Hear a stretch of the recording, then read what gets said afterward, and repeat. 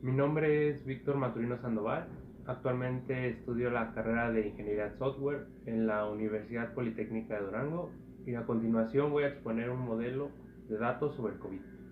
Bueno, ¿qué tal? Voy a explicar el modelo de dataset sobre el COVID. Aquí, como pueden observar, tenemos los datos del dataset sobre la movilidad de las personas en esta pandemia de COVID. Para este caso tenemos 5 países, que es Argentina, eh, Francia, Italia, Japón y México.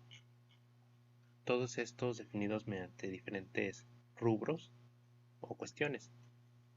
Tenemos los datos tomados a partir del 15 de febrero de 2020 y los días en los que transcurren estas fechas. Los campos están divididos de la siguiente manera. En Retail and Recreation tenemos todo lo que viene siendo restaurantes, cines, museos y el incremento o disminución de población o de flujo de personas.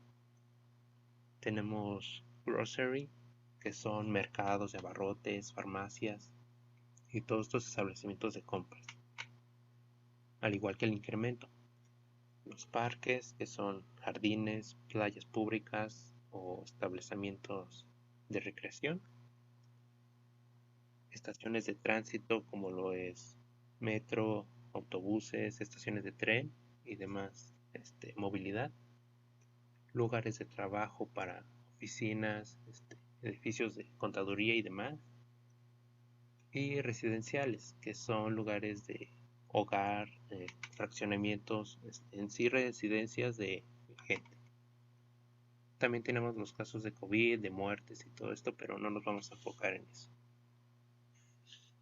Muy bien, para esto hemos generado un modelo en la aplicación Orange con nuestro dataset para visualizar cuál es el mejor modelo que nos permita evaluar el contenido. Aquí podemos ver todos los modelos y en una evaluación obtenemos que el mayor sea, o sea, la clasificación modelo, represente un mejor modelo. Aquí, como podemos observar, en estos modelos tenemos el 1 que representa al 100%, equivaliendo al mejor modelo a usar, como es el Tree, el Random, el Neural y el CN2. Modelos como Naives, ANKN, pues no son buenos para el uso de esta información. Para esto vamos a utilizar el modelo Tree, el cual es un modelo de clasificación que agrupa la información obtenida.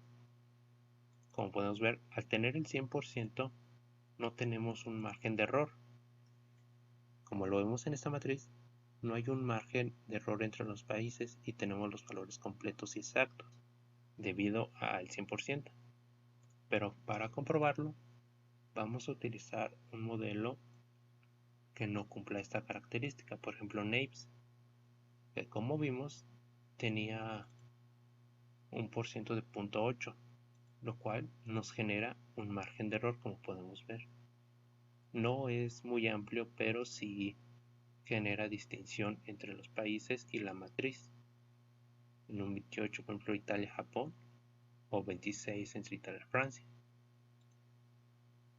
Muy bien, regresando a nuestro modelo que es Tree, vamos a hacer la utilización de predicciones. Esto se realiza mediante un dataset en tránsito que fue llenado con valores random, y podemos observar que independientemente de los valores tenemos una predicción del 100% o de 1 en este caso. Esto quiere decir que los valores arrojados son exactos y no hay un margen de error que presente el modelo o la predicción, y lo podemos observar en los 5 países en donde tenemos un valor de 1, así teniendo una predicción, por decir, exacta. Pero para observar estos datos vamos a ver un modelo o una gráfica con los siguientes datos. Aquí, como podemos ver, tenemos los 5 países representando los colores, los días en el eje X y en el eje Y los eventos. Por ejemplo, veamos el flujo en retail, que son los lugares de restaurantes, museos y cines. Aquí podemos ver claramente cómo se mantiene un flujo al inicio de la recopilación de datos y después una disminución bastante considerable en países como Italia, Francia, Argentina, que implica el cierre de estos establecimientos por la cuarentena. Aunque aquí en el día 40 podemos observar una serie constancia en los eventos debido a la reapertura de los mismos. Otro, por ejemplo, son los parques, que también tenemos una gran disminución. Como se puede observar, el cierre de estos establecimientos, altibajos, por ejemplo, en Japón, en donde hay cuestas en donde las personas asisten y no. Tenemos los lugares de trabajo, que es muy importante para la economía de los países. Aquí sí podemos ver una baja bastante considerable en los países, exceptuando Japón, pero podemos ver cómo los países disminuyen su tasa de trabajo, lamentablemente. Y para último tenemos los lugares de tránsito, que es algo muy común en la población, utilizar el metro, el autobús. Y aquí sí tenemos una baja, por ejemplo, al mes de -80 sobre el nivel cero, lo cual representa una disminución en el uso de transporte público en todos los países prácticamente.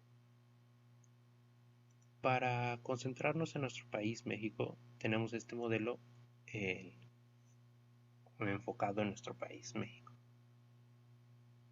Podemos ver el uso de transporte público, que es muy importante aquí en México, y podemos ver un declive total prácticamente, en donde tenemos al inicio un flujo y al día 30, en donde empieza la cuarentena en México, pues una disminución bastante considerable. Aunque por ejemplo tenemos el día 24, que este día fue festivo, y pues también hubo una disminución en el uso de transporte. Tenemos la residencia, por ejemplo, que es el uso de estar en casa. Aquí por el contrario vemos un aumento. Esto quiere decir que las personas han permanecido en casa a lo largo de estos días de cuarentena, con algunos altibajos, pero en su mayoría las personas acatan estas indicaciones. Y para terminar, lamentablemente tenemos los casos de COVID confirmados en nuestro país, que bueno, la curva es absolutamente trágica, casi una curva de 80 grados. Lamentablemente las personas siguen contagiándose de esta enfermedad. Bueno, en conclusión, mostrando todos estos datos, tenemos que las personas en distintos países pues acatan las indicaciones de cuarentena, de restricción, como lo vemos en estos declives, pero aún así seguimos teniendo casos confirmados en un aumento exponencial. Así que hay que seguir cuidándonos y mantener esta cuarentena hasta que pueda pasar esta enfermedad.